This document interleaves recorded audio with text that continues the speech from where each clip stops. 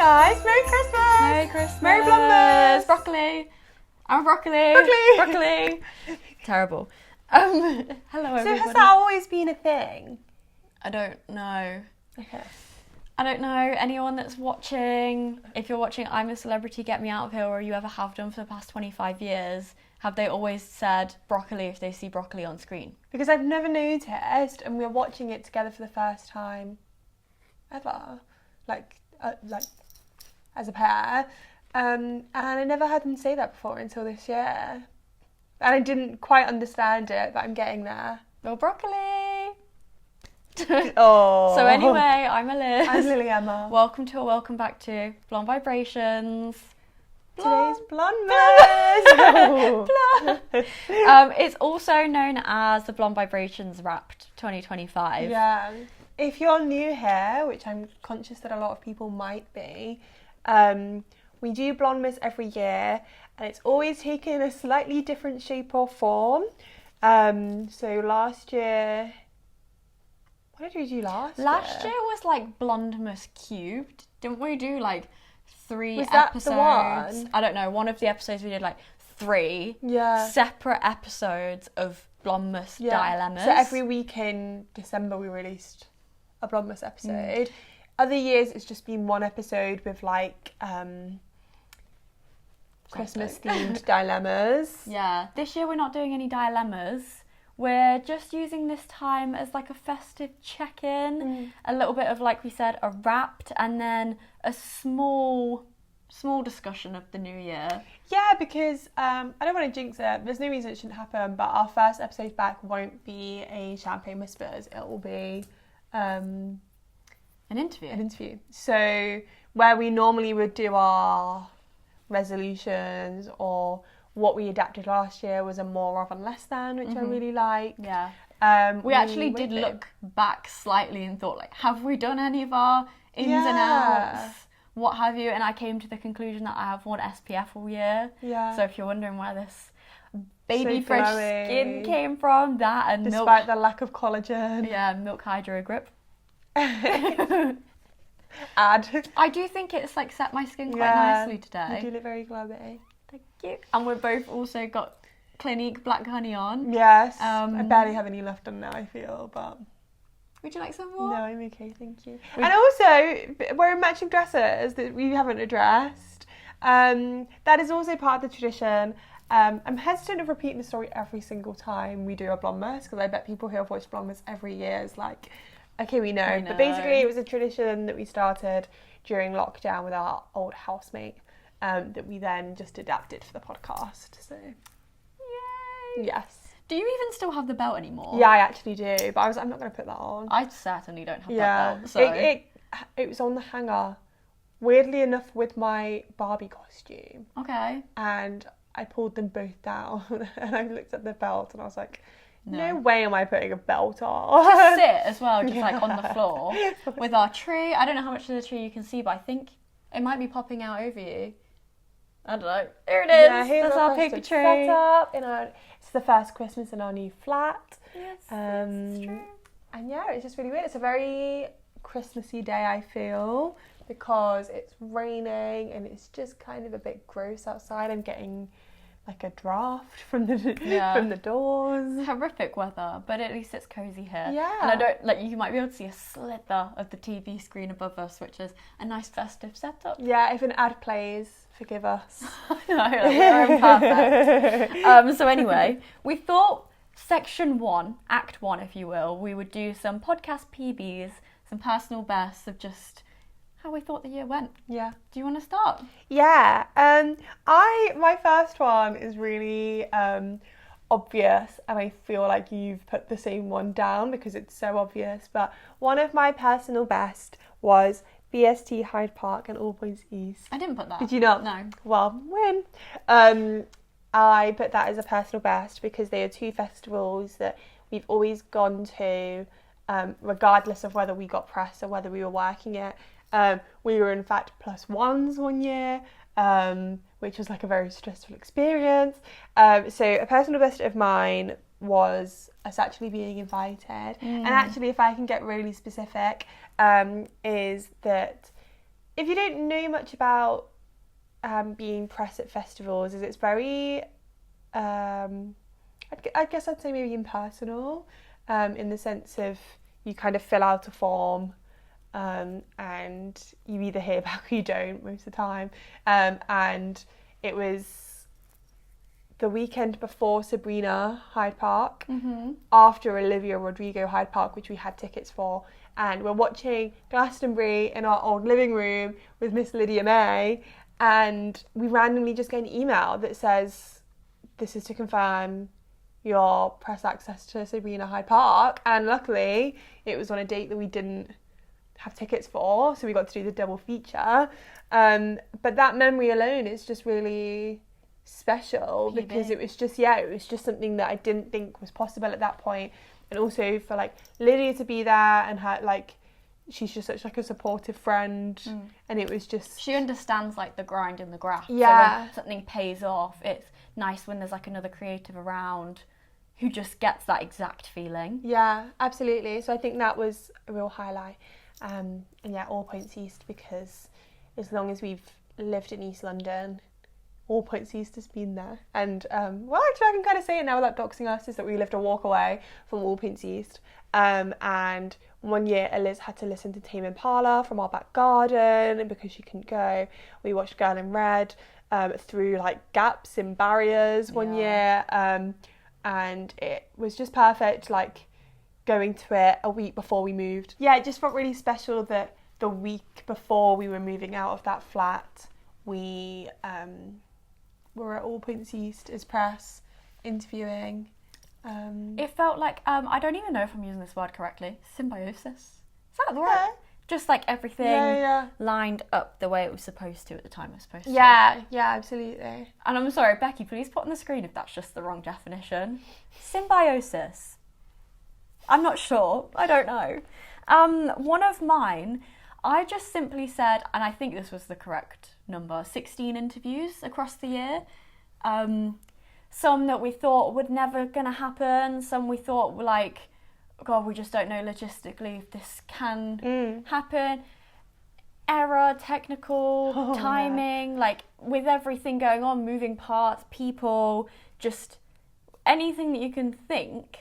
We managed to get 16 good interviews out into the world, which is just 16 more than we ever had before. So it's just like really nice. I think that's like a PB in itself. Yeah, and also 16 interviews that we were genuinely happy with all of them. Like none of them we walked away and was like, ooh. Which doesn't happen to us often. It's probably happened to us like once. Yeah. And actually we were talking to some people about this at an event the other day. And I think it was like nice for that conversation to happen before this, and because you've just brought it up as well. And I think like all 16 of the interviews, even if things have gone wrong, even if things were a bit messy, like going into it, or it was a reschedule or whatever, I think we really held our own, and I think we like led exactly the way we wanted it to. And I think it was a real like powerful streak of interviews. Yes. And it wasn't like, I think one of our big goals when we went back to interviewing was to be in a bit more control with it, and I think we succeeded at that. Definitely. Even though it was really stressful at times. It's all worth it, isn't it? Yeah. What about you? I also had the launch of Hex Peel, which kind of just leads into that, is that it was it's a format that kind of, I feel like it really represents how our minds work, and I think it gave us a space where we could be as creative and as immersive as we wanted to be, and also on a whim that we just had this thought and we just did it. But that kind of is a similar thing to yours. Do you know what? I will say my one because it kind of goes back to just Hex Peel as a whole. So I said for one of my favourite interviews was Marty Perriman. Yeah.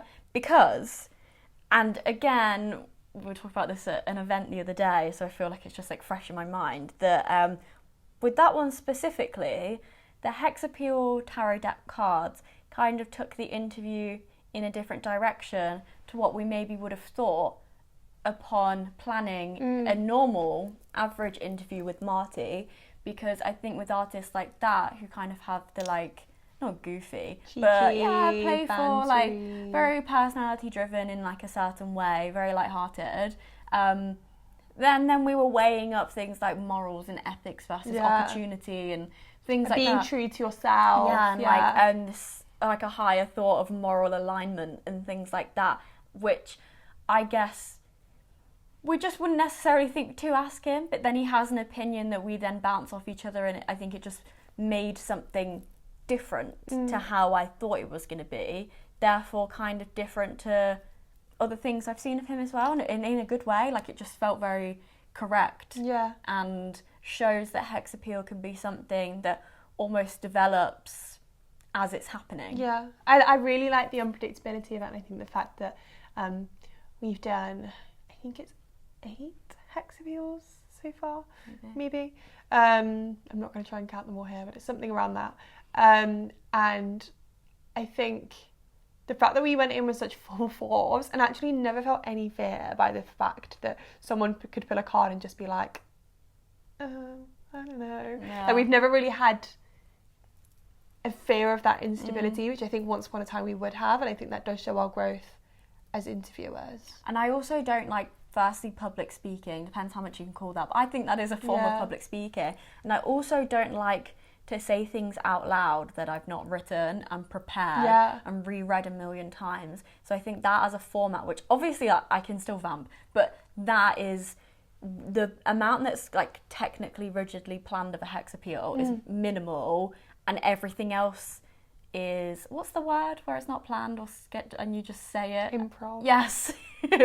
Like, most of it is just improv, because we don't know what they're going to pick. Yes, we've made the cards, but I don't remember them. Yeah, months ago. Also, there's so many of them that, and like when someone says a question and we're like, ooh, that's a genuine like, whoa. That's I had this fear actually that I had when I was editing the Sydney Rose reels, and I was like, God, like, imagine if an artist just thought like you've just reprinted the same like 2 questions over and over again, like, but like we don't do that. And I also realised I quickly shot myself down, because I was like, that's literally impossible, because what if they pulled the same card again? But yeah, I think the spontaneity of it's so fun. But also it could be very scary, but I think we just don't let it be. Yeah, I think it keeps you like, it actually keeps you quite locked into the conversation, especially in group conversations. I do check out quite a lot.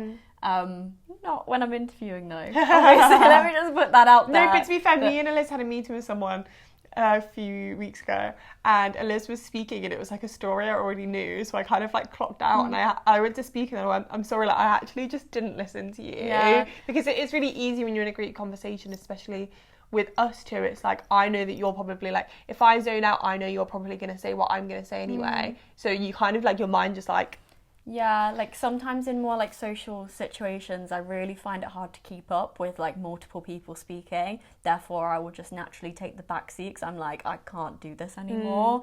Like, I noticed doing it at Lydia's show the other day. I was just like, I'm not listening. Like, and I'm not trying to be rude or anything. You know what I mean? It's just his life anyway.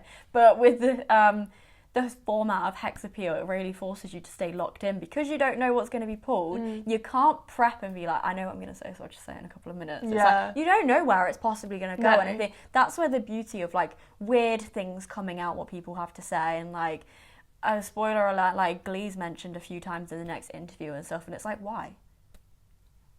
Like, Glee's over, but here we are talking about it. Do you know what I mean? Yeah. Do you have any others? I have like a favourite interview as well, and it's really funny because they were organised by the same person as Marty, so shout out that person for knowing us. But I think, and we say this a lot to a lot of people, is I think my favourite interview initially, like when I first think about it, is the Tulips. I think that interview is, I forgot about that. That interview for me, I feel like is the most us we've ever been in an interview. Like when I watched that back, I felt like that was, and it makes sense because it's two best friends, but when I watched that back, I felt like that is the most us we've ever been in an interview. Like I feel like we pride ourselves in our interviews as creating a space where people can like truly be as like weird and like tangenty and yourself as possible. And I do think that's true, but I also think certain people, you know, like at the end of the day we are interviewers and I think we are more of a sounding board, but that one felt really just like we were just bouncing off each other. And I also think something that interview really had in the world of thinking about the progress that we've had with interviewing this year is that I think it had almost the like sparkle and excitement that we had before when we were interviewing, you know, like back in 2022, 2023. I feel like there was such excitement in what we were saying and we weren't overthinking what we were saying, and it was kind of a bit rough around the edge and it was really like I guess at some points unprofessional, but that's our profession. Yeah, and I think but I think that interview really had that sparkle of like everyone in that conversation is being really themselves. It felt very balanced. It felt like truly anything went, and I just think we matched each other. I think there's something so real about an interview taking place. Firstly, it's a group situation, so you've already got like a lot of like personalities bouncing off each other. But like what you wouldn't have seen on like the other side of the screen, just so many people having their own conversations. Some people watching us, some like just a whole backstage area of a festival. So it kind like of Jade's down the corner, the dancers are practicing and stuff. So it's like you kind of like first you, in a way, felt like you were a spectacle, which is, there's a fun nerve to that. Yeah. But at the same time, you felt so, like, anonymous. You're just in the corner doing your thing, but everyone else is doing what they're doing. Yeah. So you could just speak about anything. And that, I think there was a lot of joy in that Tulips interview. That was really nice. Yeah. Thanks, girls. Yeah, thanks, guys. Thanks to everyone involved. And I did also want to say, because I kind of, then I started overthinking. I was like, is that my absolute favourite interview of the year? And, like, yes. But I also wanted to do a tuning in one as well, because I think they're very different platforms.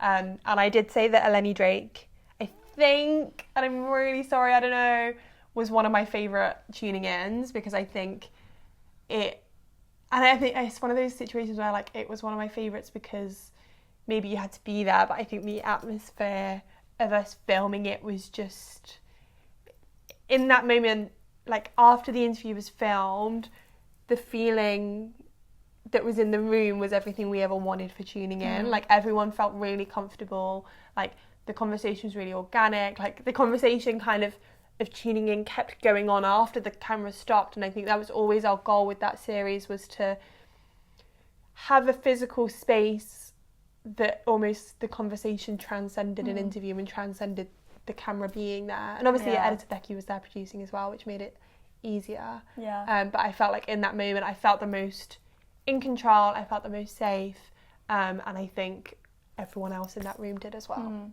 I would say, was Issa's tuning in this year? And I keep like mixing up what was early this year. It had to have been, because it wasn't the first wave. Yeah. I would say Issa's tuning in was also really good, because you never know how you're truly going to get along with someone. Yeah. Like you can... It's so bad that I didn't pick that like, literal friend. Yeah, like we built friendship in that interview, and I'm like, my favourite. Yeah. As much as you can get along when you're organising an interview and do like bounce off each other in questions as well, like something magical happens every so often where like you do just become genuine friends after. And I think that was a real sign of us all kind of like, I'm sorry if she does see this, like, well, I guess it's a compliment. Like all of us just creatively intertwining, like something was happening there that we all thought, let's keep these good vibes going. I think there's something really special about our style of interviewing and the way we pick our artists, and I think we've been very lucky that like, and this isn't like I'm not saying this percentage in the sense of like 20% didn't have this, but I think like 80% of the people we spoke to were equally as admirable of what we do as we are them. And I think that is like, we really needed that this year. And I think we really needed someone like Issa to kind of go in. And like Issa is like otherworldly with like how she makes music. So it's like then for her to sit there and kind of give us the same respect that we were giving her, it's not a given when you're interviewing. Like, it's not. A lot of artists will see interviews regardless of whether it's us or the next person. It's just something you need to do. But I think, like, we've been really lucky that a lot, if not all of our artists have gone into, whether it's tuning in or Hex Appeal, on such an even level playing field. And I just think we really needed that, going back into, like, almost like fully interviewing, to be faced with people who kind of saw us as creatives and saw us as artists as much as them. I think we forged connection, and that has been a PB of 2025. Yeah. Yes. Yeah. I agree. I think we've really built both, like, a name for ourselves in the sense of, like, industry, and then industry connections in that sense, but also, like, I think we've built a really strong circle of creatives around us, which I think we needed. Yes. I have one more, and this is going to be a quick episode, and it's not turning out to be a quick episode, but this, like, doesn't need any deeper evaluation. But a personal best of the podcast this year was being sent the 5 Seconds of Summer album early listen link. That is such, like, a, like, just let that sink in. That felt like we live our lives for our younger selves and for our inner child. Get the tally out. Yeah. So last time we're getting sent it. Did that even make a tally? We are not going to the tour. I just think I wanted to say that that's one of my proudest moments, because I think younger us would just be so, like, chuffed with that. There's a few things that I have to, like, you know, tell specific people. I specifically had to, like, get my cousin and be like, look, this is what's happened. Like, that's insane. Like, such a full circle. Yeah. Such a full circle moment of just, wow. Back then when we were listening to 5 Stars, we didn't know pre-listen links even existed, and here we are getting it to review for a label. It's just insane. I don't know, I said I wasn't going to evaluate it, so I'm going to say this really, really quickly. We were saying the other day on our journey home that it's everything we do for the podcast is very special to us, because it's like everything we get, and every room we're in, any conversation we're in, anytime we're mentioned by someone, we have put every single step into it. Like 100% of all of our energy has gone into it. So for that 5 Stars album to be in our inbox is just kind of a physical representation of, like, we physically put ourselves there. Like, our name was on the list. Yeah. Like, we did that. And I think that's a very proud thing. We did that. We did that. Act 2, we thought we would pick an artist each. Could be the same one, don't know. I don't think so. But an artist each who has kind of just had a year, a PB year, if you will. Yeah. Do you want to go first? I can do, because I went with my gut. I didn't overthink it. I didn't look at my Spotify. I didn't look at my Instagram. I just, like, looked from within. I said Olivia Dean. Okay. Because I think, and I was thinking, I was feeling very nostalgic. I was going through life. And I was thinking about Messi, and I was thinking about when we saw her at Barn on the Farm a few years ago. And I was thinking about how big that album was for her. And I feel like that album was, like, a big break. Because even in the press area at that festival, everyone was talking about her. Like, she was on, like, everyone's minds. And I think that album was really big and put her, you know, that album put her on, like, the Glastonbury main stage. And I was just thinking about how much she then did this year. And I think maybe, like, releasing this newer album might have been a daunting experience. I like putting words in her mouth, but, like, a daunting experience when an album like Messi was so big. But I think like how popular all of the singles were and the album was, I think that was so, like, to me, how you should take, like, debut album, sophomore album. So yeah, and then on, like, a minor level, like, I just really loved everything she did this year. Like, I just loved, like, the aesthetic. I loved the singles. It was on my Spotify Wrapped. She's become a bit of a fashion icon. Yeah, as well. Oh my god, yeah. And I just, like, the whole, like, this whole era has just been so, like, subtly strong vision. Like, it wasn't in your face, you know, like, sorry, but like the showgirl era for Taylor, like, it's in your face, like, you can't avoid it. Whereas I think the Art of Loving era was so subtle but consistent. Yeah, definitely. Yes. From one messy to another messy, I chose Lola Young, which I thought that was quite a good segue, to be honest, because I said, right, this is like, hear me out. So she released that album in September. Firstly, the songs, everything about the album, loved it. That was on repeat. Very powerful. Very, very good. Something about her voice is just insane. And what Elton John said something about, like, oh, if that song, I can't remember which one, doesn't do well, like, I'll give you my house, because like. And he did. Did he? Yeah, I think it was something like if it didn't get number one or something, because like there's a video of her getting his key. Or it was like, sorry that you didn't get the number one, but also like when you have people to that extent like backing you, you know you're doing something. And she's another right. one that we saw at Barn on the Farm. I know, so weird. Barn on the Farm really does just create mega stars. Yeah, future stars. So I said that I think, like, obviously she's been very open about, like, struggling. However, I think, like, the way she has tried to navigate this, like, newfound fame, which was, like, kind of overnight. She was very small before. It's not like she's had the big steps. You know, someone like Sabrina would absolutely know how to navigate fame. Because she was preparing every step of the way. Yeah, and, like, she went Disney fame. She then went With Emails I Can't Send. Like, she was still famous. Yeah. She just wasn't A-list yet. Whereas it felt like Lola Young just like shot up to A-list like immediately. But everything she has done along the way is so authentic. And yeah, I think fame looks different for everyone, and like you can take to criticism and like excessive limelight.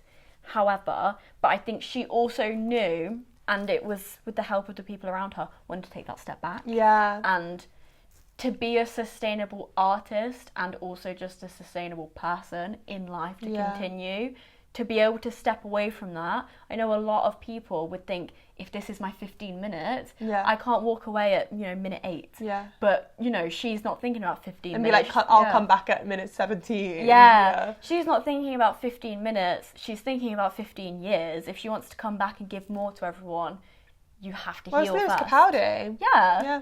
Exactly. And Lewis too, you had a good year. Yeah, You too, Lewis. Go Lewis. Well, speaking of Lewis Capaldi, I did want to give a special mention to role model. Shut up, role model. Because you know he's watching. Where am I? Hey, Tucker. Hello, I can't see me on the list. Because I do think he had a really big year as well, and I just like, while I don't have, like, because obviously What Counts As Anymore came out last year, I couldn't with my whole heart say it, and also I was trying to go like not super on my Spotify Wrapped, although Olivia Dean and Ron Wonder were both on my Spotify Wrapped. But I think I really liked the way the Kansas Anymore era ended, and I really liked, as a long-term fans of the artist, before Kansas Anymore, before Emma Chamberlain, I've just been really happy to see him finally get his flowers this year, and that he did. He might not have his Birkin, but he did a Spotify Wrapped in front of a private jet, so I think he's winning. He's on his way there, and I'm really thankful that he brought out Niall Horan when we were there. Yeah, so thank you to Lewis again for that one. Yeah, thank you, Lewis Capaldi. So, Act 3, the final act. We thought, you can tell she watched Musicals Week on Strictly last night. Why are we going in acts? I like it. I like structure. Okay. We thought we'd round off this Blondemas special, Blondemas Wrapped, what have you, whatever you want to call it. Oh, Blondemas Wrapped. Oh, yeah. Yeah. Oh, yeah, well, of course. There's the title. Obviously. We thought we would step into 2026 with a feeling, a word, a theme, just whatever we want 2026 to be. Yeah. Why are you laughing? What have you chosen? Because I've picked a word, but now like the word, like as the episode's gone on, it's just like started expanding to multiple words. Go on. So my initial word was consistency, which I think was very like for you predictable, because like I've been saying that to everyone, is that's like my big goal. But then I also came up with resistance, and then I also came up with, literally like 2 seconds ago, growth. So we've got a dictionary here. Welcome back to Eliz in Dictionary. Yeah. went, those are my words. Okay. And in fact, when we were planning this episode, I went, so 3 words for 2026, and Liz went, no, like maybe like 1 word. Well, I picked one, but of course I have to explain everything ever, so I can go into. Whereas mine was very self-explanatory.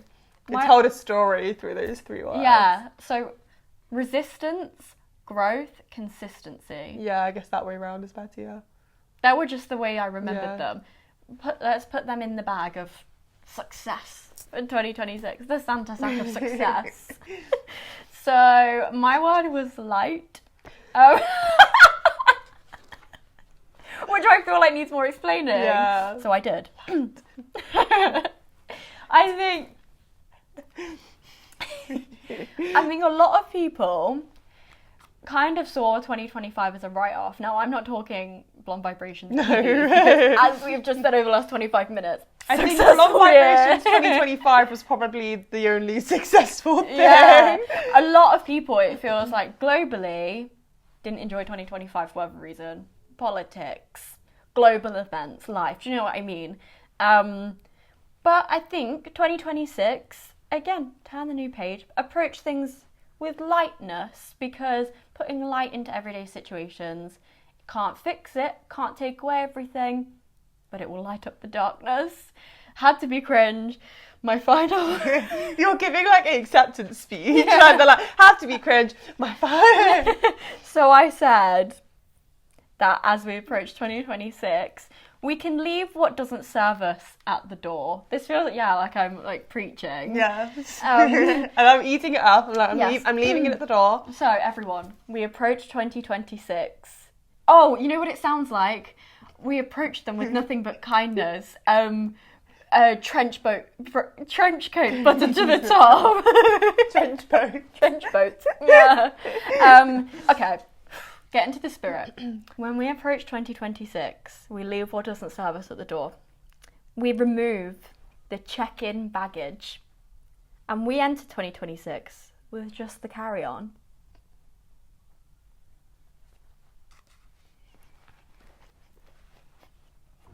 Merry Christmas.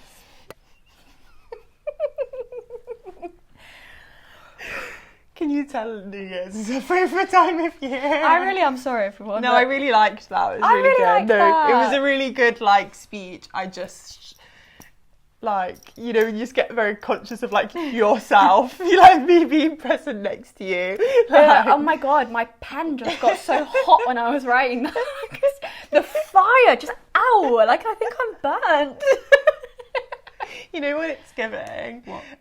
Timothy's press conference. Yeah. It is. Yeah. Anyway. So with that, we are done for the year. Yeah, thank you so much. Maybe we should have started with this. But thank you to everyone who watched, listened, came on the podcast, emailed us. Came to our event. Oh my god.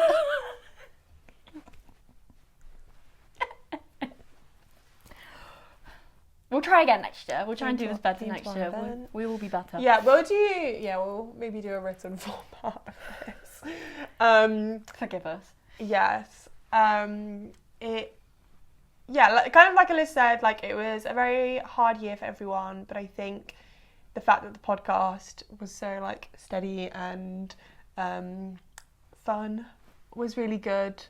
And yeah, I felt like we did our big emotional end of year thing for our birthday. Yeah. So I kind of feel like there's no I'm looking forward to having a break. Yeah. We're gonna be taking we'll let you know. We're gonna be taking a couple of weeks off. We'll see you in the new year, 2026. Hope you've got your check-in. And have a merry holiday season, whatever you're celebrating or not. And take care of yourself. If you want to follow us, subscribe, share, comment. That all? Yeah. Do that. And we also rate us 5 stars. Yes. We also have a website. What did you do? We have a website, which is now on the screen.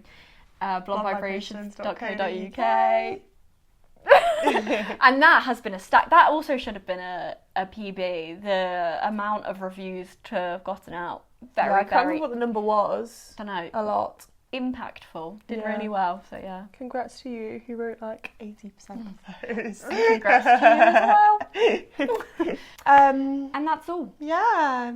Thanks so much, guys. Thanks to editor Becky for editing every single video you've seen on your screens. Maybe even sometimes twice. Maybe even twice.